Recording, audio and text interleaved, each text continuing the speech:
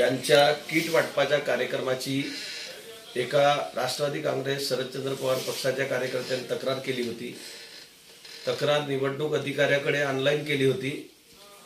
कायद्यानुसार ती तक्रार गोपनीय ठेवायची होती, पण पोलिसांनी आणि निवडणूक पथकाने ज्यांनी तक्रार केली त्याचं नाव ज्यांच्या किट सापडल्या वाटताना त्या लोकांना सांगण्यात आला होता आणि आमच्या त्या अशोक मुटकुरे नावाच्या कार्यकर्त्यावर हल्ला झाला होता। त्या दरम्यान तो तक्रार द्यायला पोलीस स्टेशनला गेला असता मी त्याची भेट घ्यायला गेलो आणि मी गैरकायदेशीर भेट घेतली म्हणून पोलिसांनी माझ्यावर गुन्हा नोंदविला होता। माझ्यासोबत 100 ते 150 कार्यकर्ते त्यांच्यावरही गुन्हा नोंदवलेला होता आणि त्या गुन्ह्याच्या बाबतीत म्हणजे तो गैरकायदेशीर गुन्हा याची मला खात्री झाली होती, कारण कुठल्याही प्रकारच्या नोटिफिकेशन पोलीस स्टेशनने जाहीर केला नव्हता की 5च्या वर व्यक्ती पोलीस स्टेशनच्या आवारात येऊ शकणार नाही किंवा पत्रकार येऊ शकणार नाही, अशा प्रकारची कुठलीही अधिसूचना जाहीर केली नव्हती। जी कलम माझ्यावर लावली होती त्याची FIR हे खऱ्या अर्थानं निवडणूक पथकानं करायला पाहिजे होती, पण पोलिसांनी निवडणूक पथकाची कुठलीही तक्रार नसताना पोलिसांनी ती कलम माझ्यावर लावल्याने मी उच्च न्यायालयामध्ये धाव घेतली होती आणि 3 दिवसाच्या पूर्वी उच्च न्यायालयाने तो गुन्हा रद्द करण्याचा निर्णय घेतलेला आहे। मला या माध्यमातून हेच सांगायचं आहे की ठीक आहे, पोलीस प्रशासन ही स्वतंत्र व्यवस्था आहे आणि निवडणुकीच्या काळामध्ये पूर्ण प्रशासन हा निवडणूक यंत्रणेच्या अंडरमध्ये काम करत असतो, तरीही ज्या पद्धतीने राजकीय दबाव तंत्राचा वापर होऊन आमच्यावर गुन्हे दाखल झाले होते त्या प्रशासनासाठी हा आमचा गुन्हा रद्द होणं म्हणजे हे सगळ्यात मोठा सबक आहे। किमान निवडणुकीच्या दरम्यान राजकीय दबावाचा वापर करू नये एवढाच माझ्या प्रशासनाला सल्ला राहील। नियमानुसार जे काही आहे त्या पद्धतीने काम करावा। आमच्या वकिलानं म्हणजे आमची बाजू मांडण्यासाठी ॲडव्होकेट चांदेकर यांनी बऱ्याच कोर्टाचे पुरावे सादर केले आणि शेवटी उच्च न्यायालयाने हा गुन्हा रद्द केलेला आहे। दुसरा एक महत्त्वाचा विषय आहे की काल आपल्या भंडारा शहरामध्ये 2 प्रभागामध्ये निवडणूक आहे। 20 तारखेला मतदान होणार आहे। काल 12 नंबरच्या प्रभागामध्ये भारतीय जनता पक्षाचे नेते आणि आमदार विधान परिषदेचे परिणय फुके यांनी एक स्टेटमेंट केला, म्हणजे मतदारांना मार्गदर्शन करताना कटेंगे तो फसेंगे।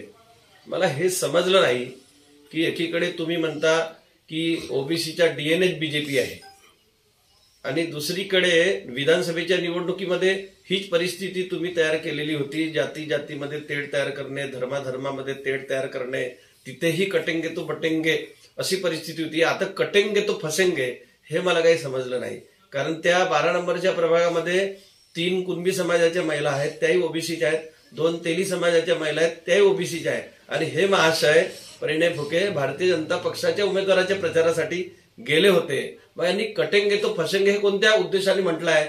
एक तर म्हणजे तुम्ही जर हाराल, म्हणजे तुम्ही जर आमच्या उमेदवाराला हरवाल किंवा आमचे उमेदवार पडले तर कटेंगे तो फसेंगे अशा प्रकारचं स्टेटमेंट देणं म्हणजे एक प्रकारे भडकाऊ भाषण आहे।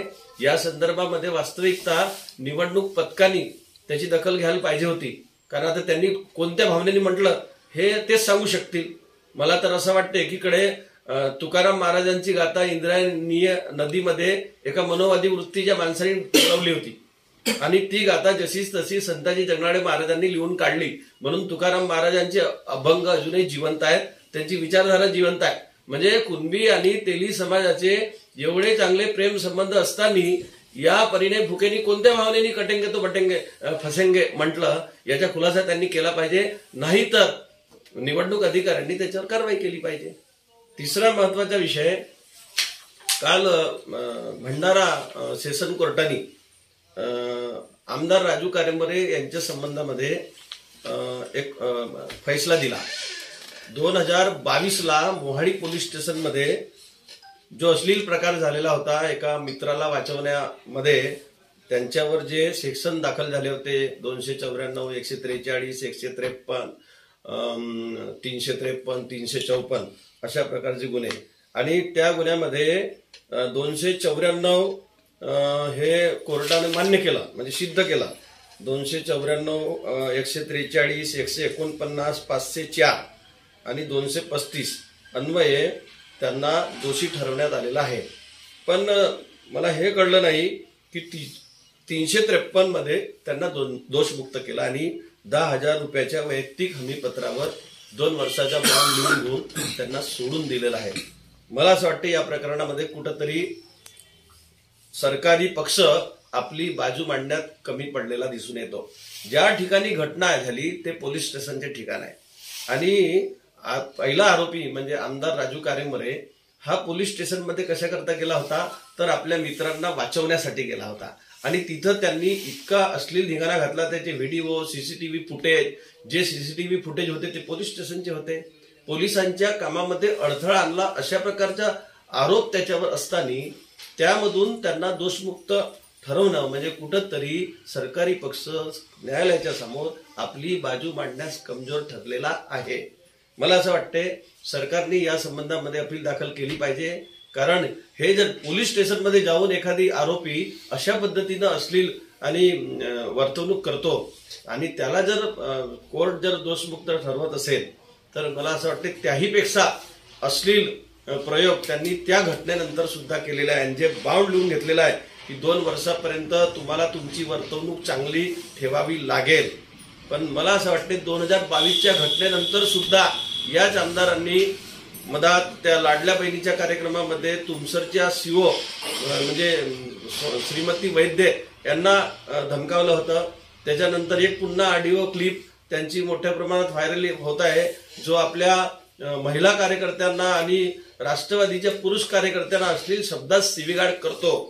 म्हणजे त्याची वर्तवणूक काही चांगली असल्याचा बाउंड लिहून घेणं हे योग्य वाटलं नाही. कृपया कोर्टाने या संबंधामध्ये म्हणजे फेरविचार करण्यासाठी पोलिसांनी सरकारी वकिलाच्या माध्यमातून याची अपील दाखल केली पाहिजे.